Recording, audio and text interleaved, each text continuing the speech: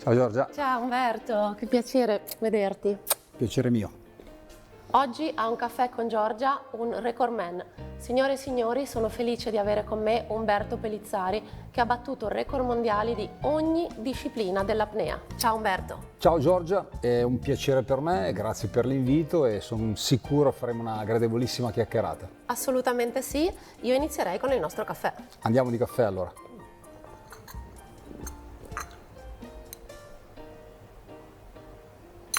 E intanto io lancio la sigla.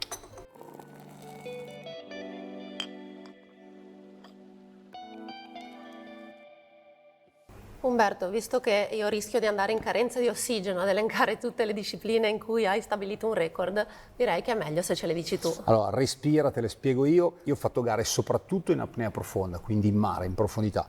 E quando gareggiavo le specialità in profondità erano assetto costante, che è la prova più difficile, più dura, dove l'atleta scende a pinne e ritorna in superficie a pinne. Quando arrivi sul fondo non hai fatto nulla, inizia il peggio, l'80% dello sforzo è nella risalita. E sali con le tue forze. Sali con le tue forze, è un cavo che ti indica la linea da seguire che non puoi toccare, quindi è la prova per noi più dura, più difficile.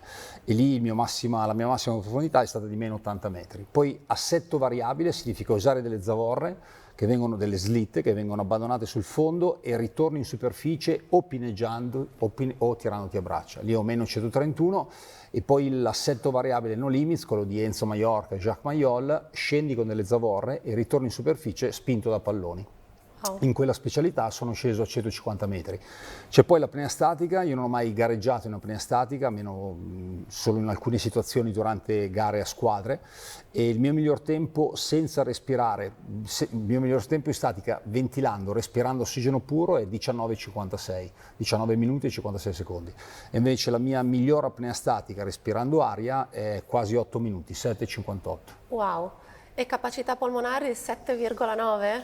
Sì, l'ho quasi 8 litri, tutti immaginano l'apnea legata alla capacità polmonare, quindi più resisti, se resisti molto è perché tanta aria a disposizione. Non è proprio così perché ci sono dei parametri che sono per noi molto più importanti dell'aria che ti porti dietro. Chiaro, se hai tanta aria meglio, Certo. però se scendendo hai difficoltà a compensare puoi avere 15 litri ma non vai da nessuna parte. Oppure l'aspetto psicologico, quindi la paura di andare oltre certe quote. Puoi avere polmoni con 15 litri d'aria ma a quote importanti non vai. Quindi se abbiamo tanta aria, meglio, ma non è la cosa più importante. Quindi per ottenere questi risultati non è solo una questione di allenamento, ma anche di studio del proprio corpo e della respirazione. Sì, assolutamente. Credo che l'aspetto mentale, ma soprattutto questa capacità di sentire il tuo corpo sott'acqua, le indicazioni che ti dà, le reazioni che arrivano, è veramente una caratteristica fondamentale degli apneisti ad alto livello. Per cui devi scendere, devi capire cosa in ogni istante il tuo corpo ti sta dicendo e quindi di conseguenza quale scelta devi fare. E questo ti accompagna durante tutta la discesa e anche durante tutta la risalita. Ho letto che tu hai studiato anche lo yoga per applicarlo proprio alla tua disciplina. Sì, io da subito, quando io ho iniziato a fare apnea, non c'erano corsi, non c'erano manuali, internet non esisteva, però io volevo fare l'apneista, quindi da subito immaginavo che l'apnea doveva avere una connotazione molto legata al rilassamento, alla parte mentale, alla concentrazione. E quindi mi ricordo, sono partito, me ne sono andato a Nizza, appena fuori Nizza, per incontrare quello che è stato il primo maestro di yoga di Jacques Mayol. Era un vecchiettino, si chiamava Orosco, e lui ha iniziato a darmi delle indicazioni, mi ha spiegato quali esercizi yogici potevano essere adatti a un apneista.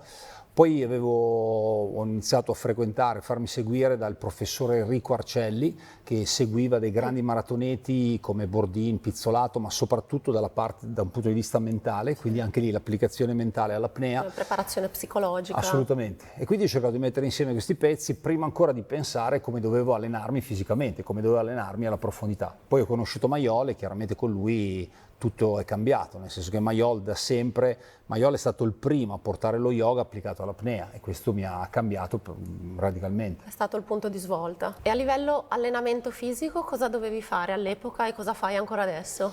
Ma l'allenamento fisico, chiaramente quando ti alleni 6, 7, 8 ore al giorno non è che puoi stare 8 ore in acqua tutti i giorni, quindi devi mixare una parte fuori dall'acqua, una parte di adattamento fisico a quella specifica in acqua. Io all'epoca sbagliavo, adesso si è capito che il tipo di allenamento da fare fuori dall'acqua è completamente diverso rispetto a quello che io effettuavo. All'epoca lavoravo molto sulla parte endurance, quindi sulla aerobicità, lavori di resistenza, e adesso si è visto che conta molto di più alzare la qualità, quindi creare lavori più difficili, però su tempi più ridotti. Quindi oggi lavorano tutti i forti apneisti, fuori dall'acqua lavorano più sulla VO2 max, la zona della soglia anaerobica, e quindi questo si è capito chiaramente con l'esperienza degli ultimi 15 anni più o meno. Quindi resistenza breve, intensità Sì, maggiore sì, magari. non forza esplosiva, però resistenza quando hai prodotto acido lattico, che è quello che succede là sotto, cioè tu ti muovi, l'apneista non riceve ossigeno, produce acido lattico e devi poi mantenere un'attività muscolare con un muscolo che sta in quel momento lì soffrendo, quindi devi produrre e resistere. Io conosco bene l'acido lattico perché io ho giocato tanti anni a tennis a livello professionistico, poi ho smesso e per 19 anni non ho mai più toccato la racchetta, zero. Adesso qualche mese fa mi è ritornata un po' di voglia, ho iniziato a tirare qualche racchettata col mio vecchio maestro, non ti dico il male ai muscoli, male alla spalla, al braccio, quindi acido lattico mi ha accompagnato per tanti anni della mia vita, ora è tornato. Ma è bello riprendere, ritornare, anch'io io ho fatto tanti anni di nuoto agonistico, poi mi ero un po' allontanato dall'acqua, soprattutto di cloro, e poi ci sono ritornato, e l'allenamento nel nuoto, il nuoto come allenamento è una base per restare in forma per me adesso. Certo, ma a proposito di nuoto, ho letto che da bambino avevi paura dell'acqua, è vero? Sì, io avevo paura non semplicemente dell'acqua, avevo paura addirittura della doccia. Non volevi essere pulito. Non volevo essere pulito, soprattutto venivo punito perché non volevo essere pulito. Io vedevo la boccettina dello shampoo e iniziavo a piangere, perché sapevo che da lì a poco mi sarebbe passata dell'acqua sul viso, quindi attacchi di claustrofobia, panico. Mia madre non sapeva più come risolvere quel problema, mi ricordo mi ha mandato in piscina, e dopo 6 mesi ho iniziato a fare le prime garettine, avevo 4 anni, 5 anni, e da lì a poco mi sono ammalato di apnea. Quindi quando un ragazzino fa nuoto agonistico, chiaramente tutti i giorni è in piscina, e io di quei momenti, di quelle ore di allenamento ne facevo molte sotto la scaletta della piscina perché mi divertivo a trattenere il Avevi fiato. già quella passione. Sì. Però vedi, la storia che mi hai raccontato mi fa venire in mente una mia esperienza personale recente in cui la mia bimba ha iniziato ad avere un po' timore della gente, soprattutto durante e post pandemia, e quindi io in tutta risposta l'ho fatta iniziare un corso di mini tennis proprio per essere diciamo in mezzo ad altri bambini in un ambiente aperto, e mi ha fatto un po' venire in mente la storia di tua mamma quando avevi paura della doccia che ti ha messo a fare nuoto, quindi questo mi fa pensare di aver fatto una cosa buona. Terapia d'urto. Esatto, esatto. Parlando di profondità, cosa si prova a 150 metri di profondità? E poi una domanda sul tempo, visto la nostra passione comune per gli orologi, lo senti lo scorrere del tempo quando sei là sotto? Allora, parto dalla seconda parte della domanda. Sott'acqua ti stacchi completamente dal tempo. Sei sul tuo corpo, sulle sensazioni che ti arrivano, il tuo corpo si sta modificando, quindi questo ti allontana dal tempo, dalla percezione chiara del tempo. Cioè su una prova di 3 minuti io a volte ho uno spostamento anche di 40-50 secondi, in più o in meno, dipende dalla corrente, da tante variabili, però non ti rendi conto di quale differenza possa essere arrivata. Quindi 50 secondi su 3 minuti sono quasi il 30%, è tanto. Tantissimo. E non te ne accorgi perché dal tempo ti allontani completamente per quello che il tuo corpo ti sta facendo provare in quegli Ti concentri istanti lì. sulle sensazioni corporee, sulla Assolutamente, ed è respirazione. importante quello. E quello che succede a 150 è difficile da spiegare. Quello che ti posso dire è che normalmente quando inizi a superare certe quote, quello che hai come sensazione sul tuo corpo è che il tuo corpo piano piano inizia a svanire, partendo dalle gambe e dalle braccia. Quindi sembra quasi che ti sparisce tutto, ti riduci alla testa, quindi questa palla è il tuo corpo che scende sotto, il cuore lo senti battere lì e lo senti quando arriva in colpo molto forte, ma lo senti molto poco frequente perché abbiamo delle bradicardie molto alte, e la compensazione, quindi bisogno di compensare le orecchie, lo avverti lì. Quindi tu sei collegato al resto del mondo, al mare, all'acqua, dalla tua testa, il resto del corpo non c'è.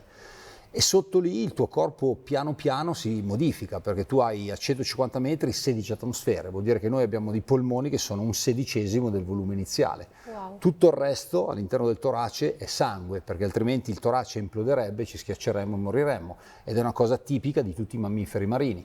Lo dicevo prima, il nostro cervello, che è un computer perfetto, dice non arriva ossigeno, allora quel poco ossigeno che ho lo distribuisco nel modo più lento possibile, quindi bradicardie di 8, 10, 15 battiti al minuto, anche questo è tipico dei mammiferi marini. E questo succede perché poi alla fine noi abbiamo passato i primi 9 mesi della nostra vita nell'acqua e con l'apnea riesci a risvegliare, a ritrovare e ad allenare queste situazioni ancestrali che avevamo nel momento in cui siamo venuti al mondo. Wow, incredibile. E anche una sensazione di timore a volte, un po' di paura. No, paura no, rispetto per quello che stai facendo, paura no, perché se hai paura là sotto non ci vai, quindi non puoi permetterti di aver paura. Io ho avuto dei colleghi che si sono resi conto da un anno all'altro di non riuscire più a scendere, forse per paura, e li smetti, perché comunque scendere con paura là sotto può essere pericoloso sia per l'atleta che per gli assistenti che devono intervenire. Visto che abbiamo citato gli orologi, io oggi in tuo onore ho messo un diver, uno dei orologi subacquei per eccellenza, un Rolex Submariner, e tu sei arrivato ben fornito anche. Io ti rispondo con un Oris. Fantastico, qua è guerra ai subacquei. E ho con me il mio Oris preferito, è un limited edition, Oceano Pulito, Umberto Pellizzari. Qui in questo caso ho un bracciale rosso perché lo metto soprattutto in estate, il bracciale rosso.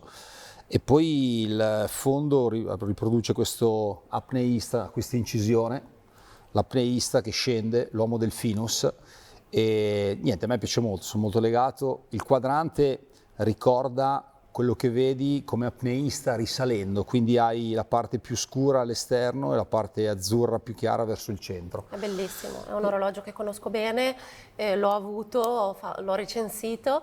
A me piace molto anche nella versione col suo cinturino in acciaio, però devo dire che questo rosso è super estivo e il nome del tuo orologio mi fa venire in mente quanto Oris abbia a cuore la salvaguardia dell'ambiente. È molto molto implicato nella cura dei mari in cui viviamo, dei fondali, dell'ambiente in generale, infatti è stata riconosciuta come azienda carbon neutral. Sì, l'hai detto Giorgia, Oris da sempre è sensibile all'impatto verso l'ambiente, in questo caso verso il mare. La sostenibilità è un punto fermo dell'azienda, anche per questo, come dire, ho apprezzato il fatto che così questa collaborazione è partita qualche anno fa e sono molti, potrei farti molti esempi. Questa linea è stata dedicata appunto al mare, all'oceano pulito, e ci sono altre linee dedicate alla salvaguardia delle balene, quindi spesso ricordiamo, Oris ricorda il mare e cerca di intervenire in modo pratico per poterlo aiutare e credo potrebbe essere questa un'idea per molte aziende, cioè fare del business non significa non essere benefit, è il contrario. Assolutamente. Poi Oris è anche comunque un esempio di quanto si possa essere innovativi e funzionali ripercorrendo le orme del passato, perché loro comunque ripropongono dei design iconici ma con dei tocchi di modernità e di avanzamento a livello del movimento, del meccanismo, quindi Guarda, assolutamente... Hai parlato di passato, ti racconto una storia, un aneddoto. Io mi ricordo, facevo le gare, era fine anni 90 e c'era questo atleta molto molto forte venezuelano, si chiama Carlos Coste, e lui era sponsorizzato Oris e io apprezzavo tantissimo i suoi orologi perché a me piacciono i patacconi subacquei bellissimi, e allora parlavamo spesso dei suoi orologi e così la sorte, insomma il percorso mi ha portato a collaborare con Oris. È stato davvero per me una bella soddisfazione perché era un brand che ammiravo da tantissimi anni e mi piaceva da sempre questa linea negli orologi subacquei, e sono contento di aver portato anche il mio contributo in ambito, come si diceva prima, più di sostenibilità. Assolutamente, sì, infatti è una bella liaison Pellizzari-Oris, e noi ci siamo proprio conosciuti in un evento appoggiato da Oris che è stato Spazapnea l'anno scorso a Genova. Sì, a dimostrazione di quello che ti ho detto, Oris è il main sponsor di Spazapnea. Spazapnea è un evento che viene organizzato ogni anno e quest'anno credo in 10 location diverse in tutta Italia. Apneisti si ritrovano e raccolgono la spazzatura in una zona delimitata di mare e da batimetriche che vanno da 1 metro a 15-18 metri. Ci sono delle gare, delle squadre che cercano di battersi l'una contro l'altra e non conta semplicemente la quantità di spazzatura che viene raccolta dal mare, ma ci sono poi dei parametri che sono legati alla pericolosità del materiale che è stato raccolto, quindi il materiale più inquinante, anche se pesa di meno, ti permette di avere un punteggio superiore. È molto bello, viene coinvolto a livello proprio nazionale la Guardia Costiera, si parla molto, io ho avuto delle interviste in questi giorni su Radio Capital e altre radio, e molto, come dire, apprezzato come evento, e spero possa davvero continuare, diventare un punto fermo e soprattutto si possano aggiungere ogni anno nuove location. Infatti è proprio a Spazapnea a Genova l'anno scorso che ci siamo conosciuti e devo dire che io ti devo ancora servire una vendetta, Non ricordo di cosa stai parlando. E io mi ricordo bene invece, perché mi hai buttata giù dalla barca. E se non ricordo male era maggio, quindi l'acqua non era tanto calda, giusto? E faceva freschetto, infatti, era il primo bagno della stagione.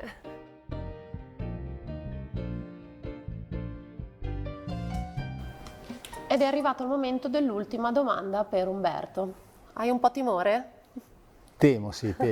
L'ultima domanda è sempre un po' birichina. Ha a che fare con il tempo. Se potessi tornare indietro nel tempo, dove andresti? Cavoli, mi trovi impreparato. Allora, ti rispondo così, a botta. Mi piacerebbe muovermi indietro nel Medioevo, non so perché. Wow. È un periodo che mi fa paura per certi versi, però affascinante per altri. E non lo so perché, però quel periodo, anche quando ero a scuola, così il Medioevo mi ha sempre molto interessato, incuriosito. E invece relativamente alla parte mare vorrei rientrare di magari un paio di secoli indietro e immergermi nel Mediterraneo per vedere davvero com'era il Mediterraneo quando l'uomo non lo aveva ancora attaccato, non aveva ancora fatto del male ai nostri mari e quindi neanche al Mediterraneo, quando si andava al mare per poter vivere, ecco, per poter pigliare il pesce giusto per mangiarlo. Bello. E quindi mi piacerebbe così immergermi non virtualmente, sarebbe un sogno andare sott'acqua in un pezzo di mar Mediterraneo indietro di 200 anni, per esempio. Bellissimo. Chiaramente 200 anni indietro non avrei il mio Oris, però questa è la cosa che mi interessa. Proviamo a mandare indietro le lancette e vedere cosa succede. Proviamo.